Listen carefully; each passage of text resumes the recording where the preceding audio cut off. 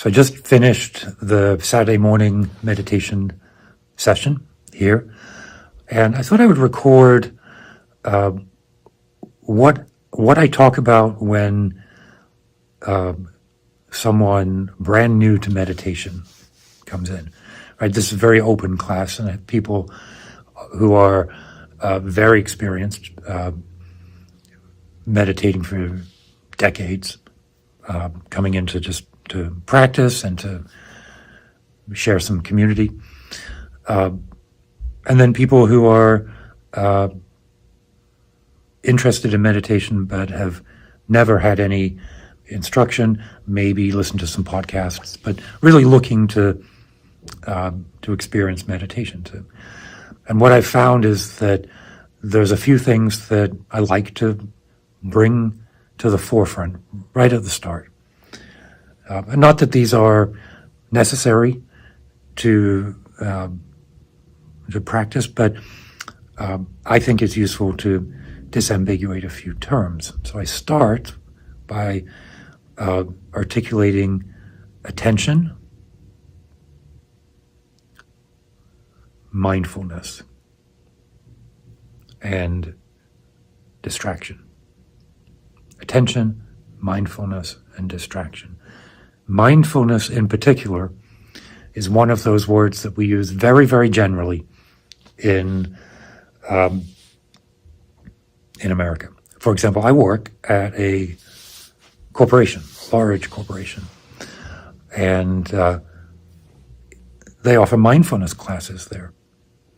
But they aren't offering mindfulness classes on the path to enlightenment, right? They're offering mindfulness classes as stress reduction so that I will be a better worker. Something like that. That's a bit cynical, but you know what, right? Mindfulness in general can be used to refer to relaxation or to stress reduction, focus.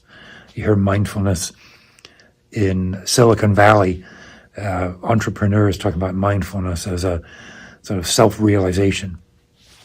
And all of that is true enough. And all of that are secondary phenomena that come along with meditation. But in this context, in the practice of Bon, in calm abiding, in the equanimity of the mind, mindfulness means something very particular. And it doesn't mean that those other definitions are wrong. It just means that it's helpful to have a very clear starting point. Mindfulness is the attribute of our awareness that knows if we're paying attention or not. So the foundation practice that we do here is to focus on the breath. And we focus on the breath. We apply effort to focus on the breath because starting off, our mind, our daily mind, in its unmediated form, our daily mind is filled with thoughts and emotions that we think define who we are. Our daily mind. Now, our natural state is different from that. Our natural state is equanimous and open, poised, unattached, enlightened, whatever language you want to use. But if we were to just sit, and the very first meditation instruction was, let it all be, I think, so take this with a grain of salt, it's what I think is important. I think that most of us would spend that meditation practice absolutely hypnotized by our thoughts and concerns. We would not be letting it be because we are too attached and too distracted. So now, there's different approaches to this. There's certainly a school of instruction that begins with that moment of awareness of natural state and then stabilizes that out. But what I find and what I think has certainly been my case and what I think is helpful for a lot of people is set something in place that we can focus on so that we can learn what distraction is. Do you know what I mean? If we say focus on the breath, and then find that for 5 minutes I've been thinking about the dream I had a couple of days ago, or a conversation I had with my father 40 years ago, which is something that we talked a little bit about in the session today. What the initial attention allows us to do is identify the breath, the object of attention, with enough space to be aware of what is not the breath.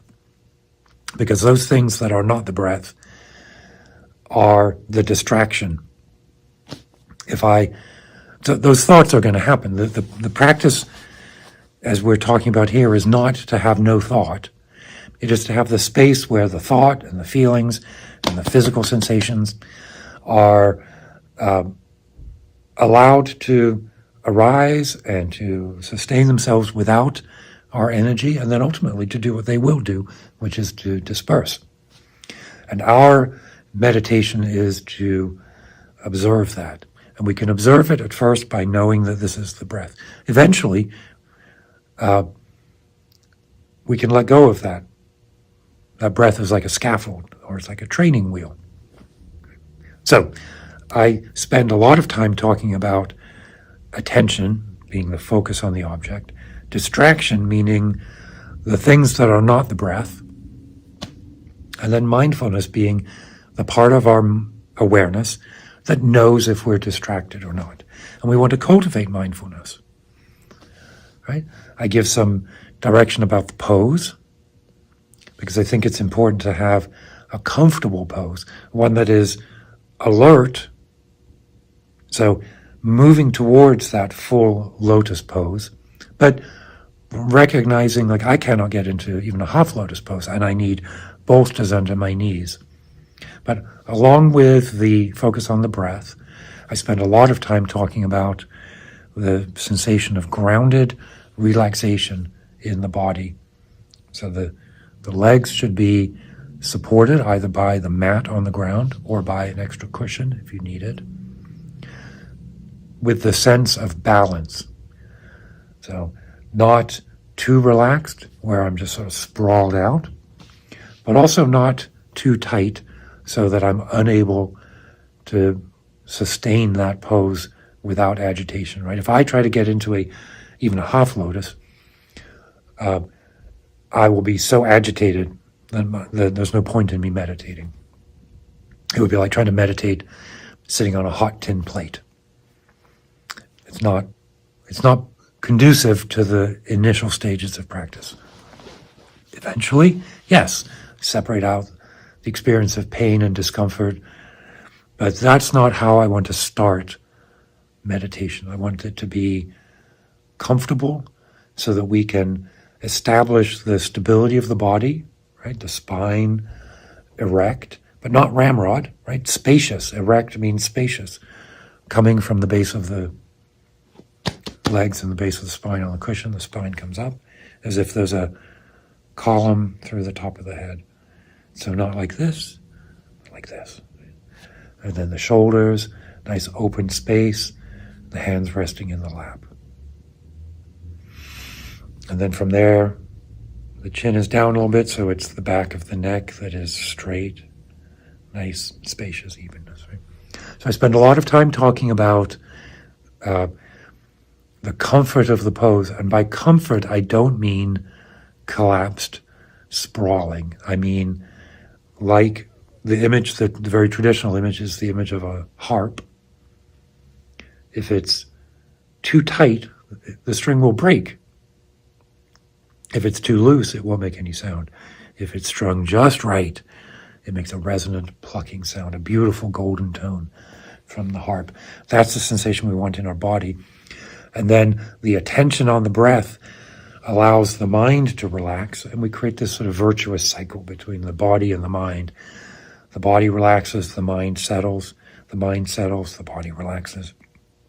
And then over time, that becomes deeper and deeper, broader and broader. The eyes become, the visual sense becomes spacious. And at a certain point, the effort to focus on the breath is no longer necessary. We can continue to focus on the breath in sort of deep concentration practice. It's one path. Or we can let it go. focus on natural state of the mind, right? There's many different forms of meditation. But in this session on the Saturdays, I focus on those pieces. And I continue to return to them because we can become distracted in the 10 minutes, 20 minutes, hour of our practice. And we can become distracted over the course of a week and forget them.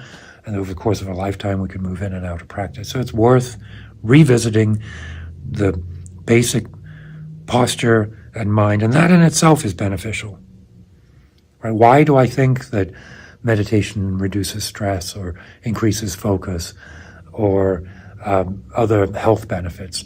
Well, it's because you let go of the attachment to the distraction. So we're no longer buffeted, right? The sea is calm, right? The last thing I'll say now, then, an image that I use all the time. It comes from the text. It's a beautiful image. If you have a glass of water that is filled with particles and it's swirling, you have sort of a muddy, dirty water. And most of the time in our life, we're effectively swirling the glass. And what we do when we meditate is we set the glass down and we're no longer swirling it. We're no longer actively causing the water to be agitated. So the first thing that happens is the water settles. It stops spinning. And then over time, as the water is no longer being agitated, is no longer swirling, the particles settle down, like our thoughts settle down. They don't go away, they settle down. And what we're left in is clean water with particles.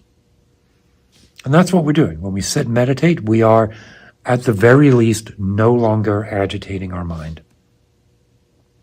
And as we do it more consistently, right? We don't need to sit for an hour a day to get the benefits.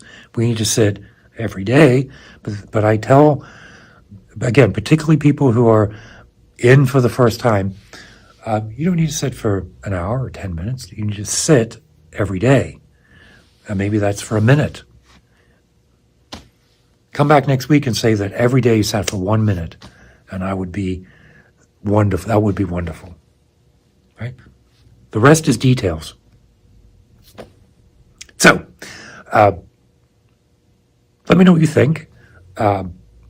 I bring this from my background, my experience. It's less formal than some. It's a focus on what I think is important, so I recognize that that's my constraints based on where I am. But I think it makes a fundamental sense, right? Meditation has to feel welcoming so that we can settle in and become familiar.